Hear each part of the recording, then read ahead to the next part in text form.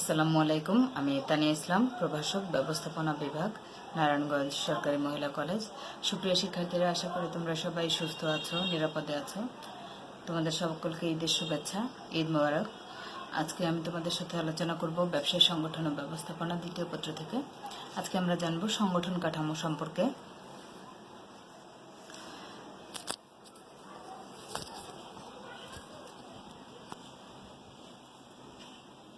কোনো প্রতিষ্ঠানের সামগ্রিক সাংগঠনিক বিন্যাস বা ব্যবস্থাই হলো সংগঠন কাঠামো। সংগঠন কাঠামো হলো এমন একটি চিত্র যেখানে প্রতিষ্ঠানের বিভিন্ন স্তর, ক্ষমতা প্রবাহ ও কর্মীদের পারস্পরিক সম্পর্ক উপস্থাপন করা হয়। একটি সংগঠন কাঠামো বলে দেয় যে কিভাবে কার্যক্রম আনুষ্ঠানিকভাবে বিভাজন, বিভাগীয়করণ ও সমন্বিত করা হয়। শক্তিশালী সংগঠন কাঠামো প্রতিষ্ঠানের কাজকে গতিশীল করে। এজন্য প্রতিষ্ঠানের একটি উত্তম সাংগঠনিক কাঠামো থাকা আবশ্যক। আর এ কারণেই দেখা যায় যে আধুনিক সংগঠন কাঠামোগুলিতে শীর্ষ ব্যবস্থাপনা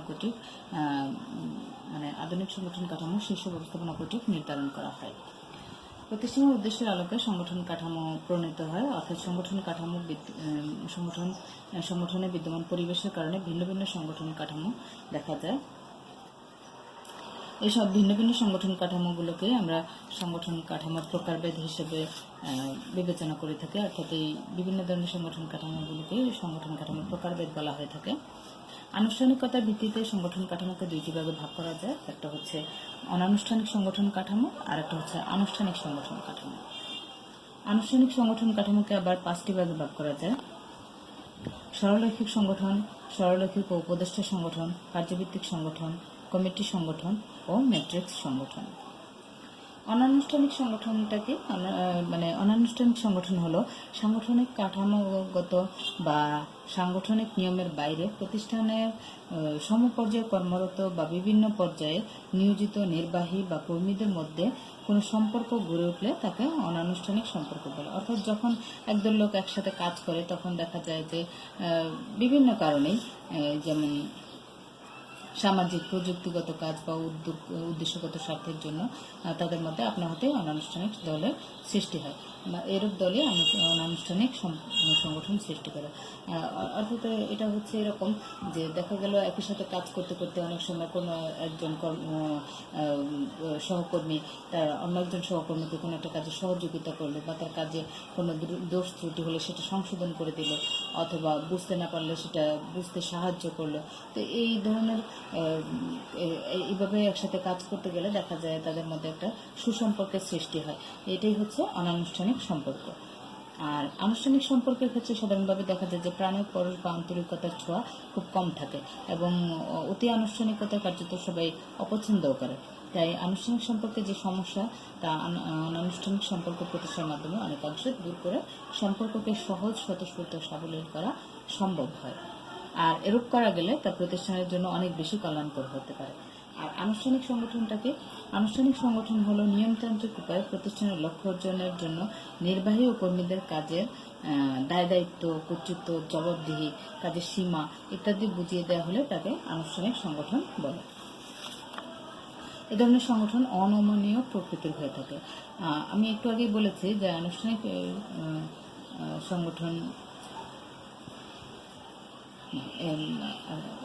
সংগঠনের যে সকল উপাদান আমরা দেখতে পাই সেটা হলো যে একটি লক্ষ্য বা উদ্দেশ্যকে সামনে রেখে এরূপ সংগঠন ঊর্ধ্বতন কর্তৃক অনেক ভেবে চিন্তে দাঁড় করানো হয়।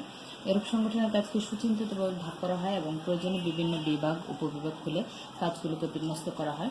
প্রত্যেক কাজের জন্য দায়িত্ব ও কর্তৃত্ব পূর্ব হতেই নির্দিষ্ট করা হয় এবং নিযুক্ত প্রত্যেক ব্যক্তিকে তাদের কাজের দায়িত্ব ও কর্তৃত্ব বুঝিয়ে দেওয়া হয়।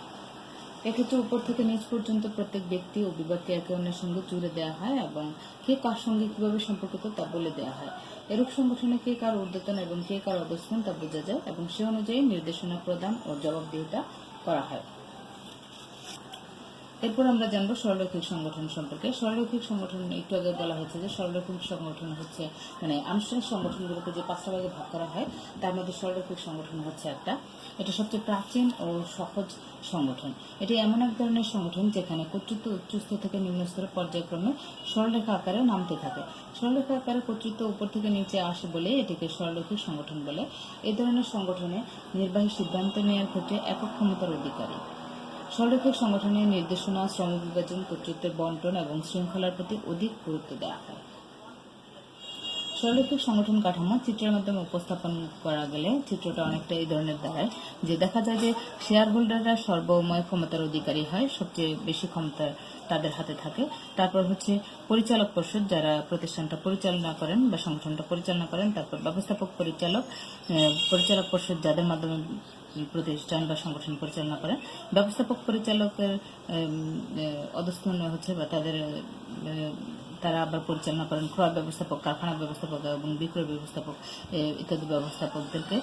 এরপরে আবার উৎপাদন ফোরম্যান এবং তাদের নিচে তাদের অধস্তন হচ্ছে উৎপাদন ফোরম্যান, এবং তারা আবার পরিচালনা করে শ্রমিক বিন্দুকে।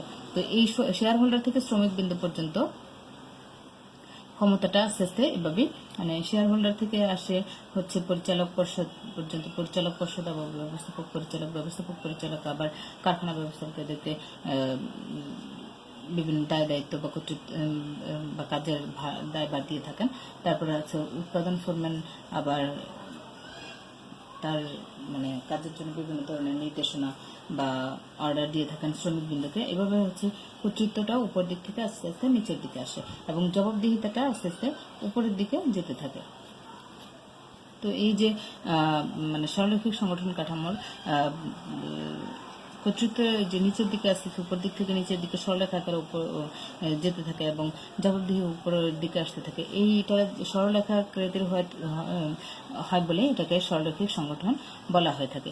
এ ধরনের প্রতিষ্ঠানে সাধারণত ক্রয় ব্যবস্থাপক, কারখানা ব্যবস্থাপক এবং বিক্রয় ব্যবস্থাপক যারা আছেন, মানে এই যে বিভিন্ন ধরনের ব্যবস্থাপক আছেন, তারা সমমর্যাদার অধিকারী থাকেন। সরলরৈখিক সংগঠনের বৈশিষ্ট্য সম্পর্কে জানবার পরে আমরা সরলরৈখিক সংগঠনটা হচ্ছে একটা সহজ ও প্রাচীন সংগঠন। এইরূপ কাঠামোতে প্রতিষ্ঠানের উপর থেকে নিচ পর্যন্ত প্রত্যেক ব্যক্তি ও বিভাগের অবস্থান, কর্তৃত্ব, ক্ষমতা এবং পারস্পরিক সম্পর্ক সুস্পষ্টভাবে বোঝা যায়। কর্তৃত্বের প্রকৃতি ঊর্ধ্বতন তার অবস্থানের উপর অতিমাত্রা কর্তৃত্বশালী হয়। এরূপ প্রতিষ্ঠান দেখা যায় যে ঊর্ধ্বতনরা তার অবস্থানের উপর বেশি মাত্রায় কর্তৃত্বশালী হয়ে থাকে। ক্ষেত্র বিশেষে এরূপ ঊর্ধ্বতন তার অধীনস্থ কর্মীদের দণ্ডমুণ্ডের কর্তা হিসেবেও গণ্য হয়। একটু আগে আমি বলেছি যে সমমর্যাদা থাকে। এই সংগঠনের প্রত্যেকটি বিভাগের প্রধান সমমর্যাদার অধিকারী হয়। তারা একে অপরকে নির্দেশ দিতে পারে না এবং কেউ কারো নির্দেশ পালনে বাধ্য হয় না। এই ধরনের প্রতিষ্ঠানে সাধারণত দ্রুত সিদ্ধান্ত গ্রহণ করা যায়, কারণ বিভাগীয় প্রধান একক ক্ষমতা ভোগ করেন এবং অধস্তনদের সেই সিদ্ধান্ত বাস্তবায়নে আদেশ দেন। এই ধরনের প্রতিষ্ঠানের উপযোগী ক্ষেত্রগুলো হচ্ছে সাধারণত ছোট এবং মাঝারি ধরনের প্রতিষ্ঠান। এই ধরনের সংগঠন কাঠামো প্রয়োগ করা সম্ভব হয়।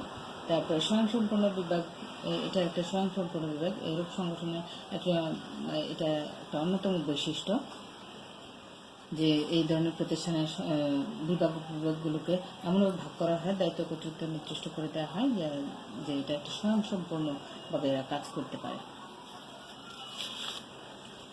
তারপরে সরলরৈখিক সংগঠনে কিছু সুবিধা আছে, কিছু অসুবিধাও আছে। সুবিধাগুলো হলো, যেমন এটা একটা সহজ প্রকৃতির সংগঠন। সহজ প্রকৃতির সংগঠন হওয়ার কারণে যেহেতু এটা প্রত্যেকটা বিভাগ এবং উপবিভাগের সবাই তাদের কাজটা খুব সহজে বুঝতে পারে, যার ফলে শৃঙ্খলা বজায় থাকে। শৃঙ্খলা বজায় থাকার কারণে সুষ্ঠু নিয়ন্ত্রণ সম্ভব হয়। সুষ্ঠু নিয়ন্ত্রণ করার কারণে দেখা যায় যে এই ধরনের প্রতিষ্ঠানগুলোতে খুব দ্রুত সিদ্ধান্ত গ্রহণ করা যায়। দ্রুত সিদ্ধান্ত গ্রহণ করার ফলে দ্রুত কার্য সম্পাদন সম্ভব হয় এবং এ ধরনের প্রতিষ্ঠানে দেখা যায় যে নির্বাহীদের দক্ষতা মানে তাদের কাজের পরিমাণ এত বেশি থাকে, তাদের দায়ভারটার কারণে তারা কাজ করতে করতে একসময় খুব দক্ষ হয়ে ওঠে। এবং সরলরৈখিক সংগঠনে বিভাগ উপবিভাগগুলো খুব সুন্দর করে বন্টন করা থাকে বলে খুব সহজে যোগাযোগ করা যায় এবং সমন্বয় সাধন করা যায়। এগুলো হচ্ছে সরলরৈখিক সংগঠনের সুবিধা। এই সুবিধাগুলো ছাড়াও এ ধরনের সংগঠনের কিছু অসুবিধাও দেখা যায়, যেমন স্বেচ্ছাচারিতা বৃদ্ধি।